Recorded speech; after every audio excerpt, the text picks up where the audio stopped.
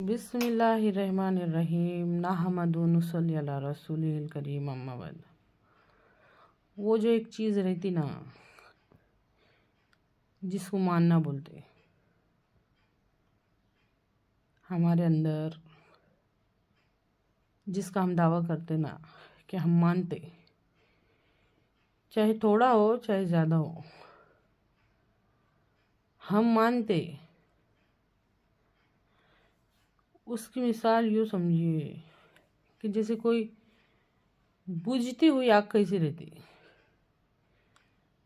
بجھتی ہوئی انگار جس کو دیکھتے ہی ایسا لگتا کہ ہاتھ لگائے نا تو وہ ٹھنڈی ہے، لیکن اس کے اندر کچھ نہ کچھ آگ باقی رہتی۔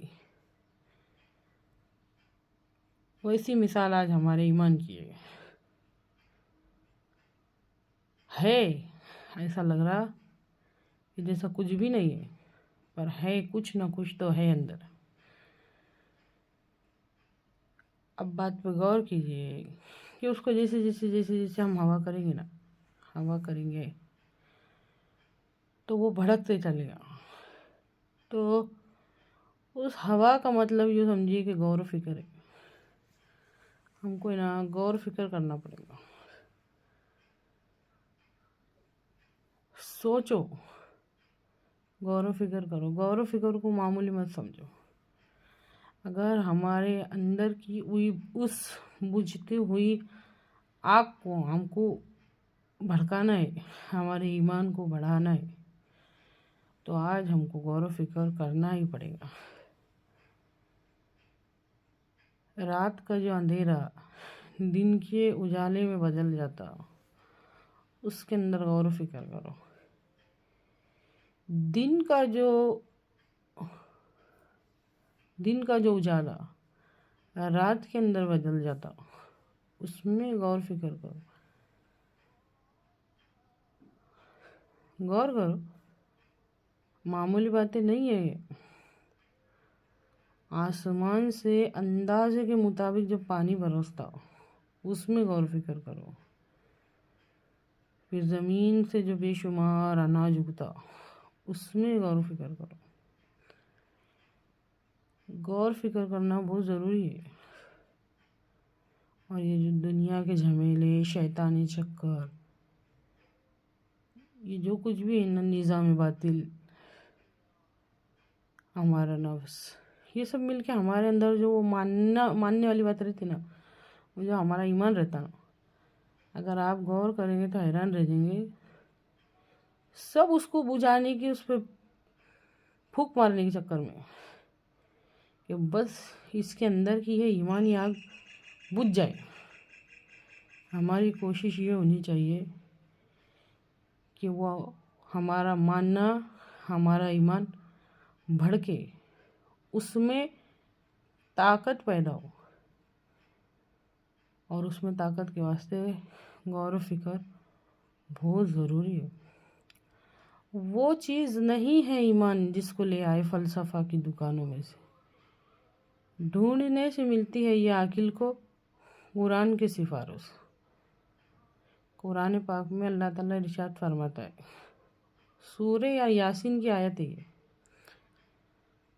اللہ کے واسطے غور کرو، کیا انسان نے نہیں دیکھا کہ ہم نے اس کو حقیر پانی کی بوند سے پیدا کیا، اور پھر جب وہ بڑا ہو گیا تو ہمارے بارے میں تڑاک پڑاک جھگڑنے لگا اور مثالیں بیان کرنے لگا، کہنے لگا کہ جب ہڈیاں بوسیدہ ہو جائیں گی تو اس کو کون زندہ کریں گے۔ بہت کچھ مل جائے گا اس میں غور و فکر کرنے سے۔ حقیر پانی کی بوند سے انسان کا بننا، پھر اس کا دیکھنا، پھر اس کا سننا، پھر اس کا بولنا، پھر اس کے ہاتھوں کا ہلنا، اس کے پاؤں کا ہلنا، اس کا سوچنا، اس کا سمجھنا۔ زیادہ دور جانے کی ضرورت نہیں ہے، ہمارے اندر سے ہم کو اللہ تعالیٰ نے بہت ساری نشانیاں بتائی۔ تو ہے کوئی جو سوچے اور سمجھے؟ قدرت خداوندی میں غور کرو۔ ذرا اپنے کھانے کی طرف نظر تو کرو. اللہ تعالیٰ فرماتے اس کھانے کو کس نے بنایا؟ ہم نے بنایا یا تم نے بنایا؟ غور کر کے دیکھنے میں پتہ چلے گا کہ ہماری تو کچھ بھی بنانے کی طاقت نہیں ہے. ہم کچھ بھی چیز بنانے کے لائق نہیں ہے. سوچو،